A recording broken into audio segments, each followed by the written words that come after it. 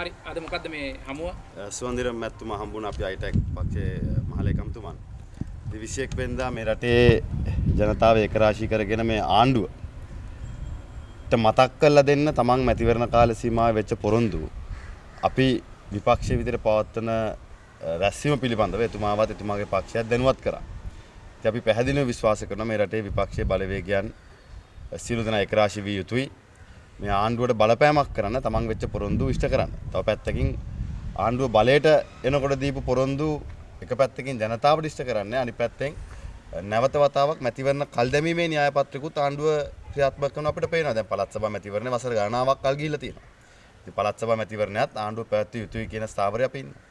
දැන් එතුමාගේ මතය මොකද? ඔබතුමාලත් එක්ක ගමනක් යන්න එකක වුණාද? මතන එතුමාගේ පක්ෂය විසින් තීන්දුව తీරන ගතිය යුතුයි. හැබැයි අපේ යුතුයකම හා වගකීම තමයි අපේ වැඩපිළිවෙල පිළිබඳව විපක්ෂය නියෝජනය කරන දේශපාලන පක්ෂ දැනුවත් කරන එක. ඒ වගේම තමයි උතුරේ සහ දකුණේ ජනතාව මුහුණ පාන ආර්ථික පීඩනය, තරුණයා මුහුණ පාන විරකියා ප්‍රශ්නය, ආණ්ඩුව උපායධාරීන්ට කළ තියෙන අසාධාරණය. ඉතින් මේ සියලු කාරණා උතුරේ දකුණේ පොදු සාධක බවට පත් වෙලා තියෙනවා. ඒ නිසා අපිට වගකීමක් තියෙනවා මේ රටේ උතුරේ දකුණේ කඳුකරේ ජීවත් වෙන ජනතාවගේ අයිතීන් ආරක්ෂා කරන්න සහ ඔවුන්ගේ ජන ජීවිතේ ගොඩනගන්න මේ ආණ්ඩුව ලබා දීපු පොරොන්දු ඉෂ්ට කරන තැනට මේ ආණ්ඩුව තල්ලු කරන්න. ඔබතුමා හිතන්නේ මොකද? දැන් විපක්ෂයේ മന്ത്രിවරු කිහිප දෙනෙක් ඊයේ අයවැයට පක්ෂව ඡන්ද ප්‍රකාශ කරා. දිගම්බර මෙතුමා ඒවා මනෝගණේෂන් මේ සම්බන්ධව මොකද හිතන්නේ? සන්දාන දේශපාලනය අපි තේරුම් ගත යුතුයි. ඉතින් සන්දාන දේශපාලනය අපි ඉන්නවා නම් ඒ සන්දාන දේශපාලනය ඇතුළේ එක් එක් පක්ෂ තමන්ගේ පක්ෂයේ ප්‍රතිපත්ති වලට අනුකූලව කටයුතු කරනවා. ඉතින් මම හිතනවා ඒ පක්ෂ තමන්ගේ වතුකරේ ජනතාවගේ දෛනික වැටුප සම්බන්ධයෙන් ආණ්ඩුවේ ස්ථාවරය පිළිබඳව තමන්ගේ පක්ෂයේ තීන්දුවට අනුකූලව ඡන්දය ප්‍රකාශ කරා. ඉතින් ඒක උන්ට අයිතිය තියෙනවා. අපිට මතකයි මහින්ද රාජපක්ෂ ජනාධිපතිතුමාගේ ආණ්ඩුව වෙලාවේ 2011 TNA එකත් මහින්ද රාජපක්ෂ මහත්තයාගේ 2011 අයවැයට ඡන්දය දුන්නා. ඒ එක් එක් ප්‍රතිපත්ති වලට අනුකූලව පක්ෂ ගන්න තීන්දුව. ඉතින් මම හිතන්නේ ඒ තීන්දුවට අපි කරු කරන්න ඉගෙන ගන්න ඕනේ. ඒ වගේම දැන් කොහොමද සමගි ජන බලවේගයත් එක්ක සාකච්ඡා කරලා තියෙන එකත් කොහොමද ප්‍රගතිය මේ වෙන විදිහට 21 පැමිණීම ගැන?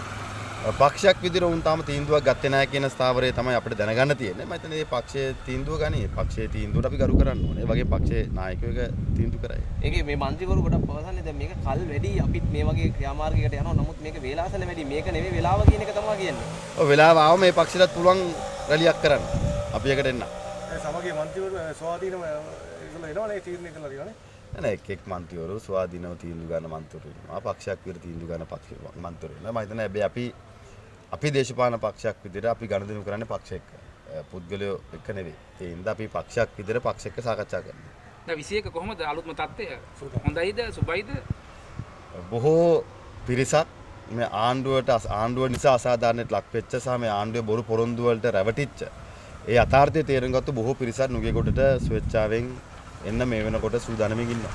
21 බලන්න පුළුවන්. කීයක් විතර වෙයිද? ආපු ගාන ආණ්ඩුව විසින්ම කොටු ගහලා ගණන් කළා දෙයි.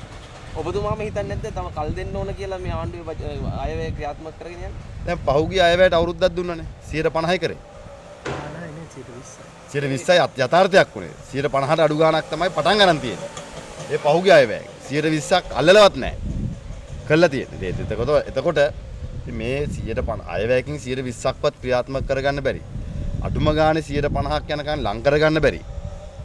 ආණ්ඩුවකට තව කල් දුන්නත් අපි මතක් නොකර බලන් හිටියොත් ආණ්ඩුවට මතක් වෙනකන් අර අලුතෙන් ගේන කැබ් එකේ ආයේ කෙහෙල් කනක් පිටිපස්සේ දාගෙන එන්න තමයි වෙන්නේ. ඔය අනුකුමාර මහත්තයා කියන්නේ මේ සම්පූර්ණ අයවත් තමයි මේ පාර ඉදිරිපත් කරේ ගිය පාර කාලයි කියලා භාගයේ.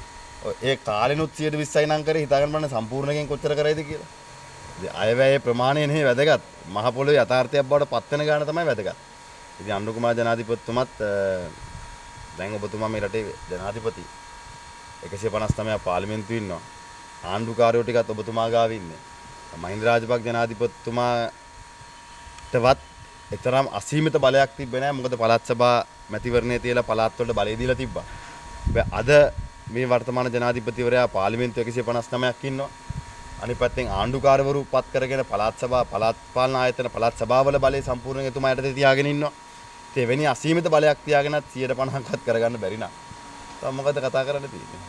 දැන් මහින්ද මහත්තයා එනවද 21? නෑ මහින්ද රාජපක්ෂ ජනාධිපතිතුමා හිටපු ජනාධිපතිවරයා සම්බන්ධ වෙන්නේ නෑ. පැතින් එතුමාගේ පක්ෂය සහ එතුමාගේ වැඩපිළිවෙල ආශිර්වාදයේ සහ අවවාද අනුශාසනා මැද අපි පක්ෂයේ ඉස්සරහට යනවා. මේ ආරම්භයක් විතරයිද? මේ ආරම්භය විතරයි. අපි ඉස්සරහට බලමු. ආණ්ඩුව බය වෙලා වගේද කොහොමද හිතෙන්නේ? ආණ්ඩුවෙන් තමයි අහන්න ඕනේ. ආණ්ඩුව බය වෙලාද? ආණ්ඩුව කේන්ද්‍රී ගානවාද? මොකද ආණ්ඩුව බලන් හිටිය අපි බය වෙනකන් කේන්ද්‍රී ගාන ගන්නනේ. හැබැයි ඉතින් මම දැක්කා එතුමන්ලාගේ පක්ෂයේ වීරවරු සමරන කොටත් අපි ගැන තමයි එතුමන්ට මතක් වුණේ පක්ෂී වීරයෝ ගැන නෙවෙයි. ඉතින් ඒකෙන් හිතා ගන්න පුළුවන්. අපි දැක්ක පොඩි තර්ජනයක් පවා එනවා නේද? මහලේකන්තු මේ ලේකන්තු වගේ. JVP එකනේ. ඒ JVP එකෙන් තාම මොකුත් බලාපොරොත්තු වෙන්න බෑනේ. ඉතින් එයාට පුරුදු විදියට එයා කතා කරනවා. ඒගොල්ලන් කියන්නේ ඔබතුමාලා ඔහම එළියට දැම්මොත් ඒගොල්ලන් ඊට වැඩිය පිරිසක් එළියට දාලා මේක මර්ධනය කරනවා කියලා. බලමු. කළා බලන්න කියලා.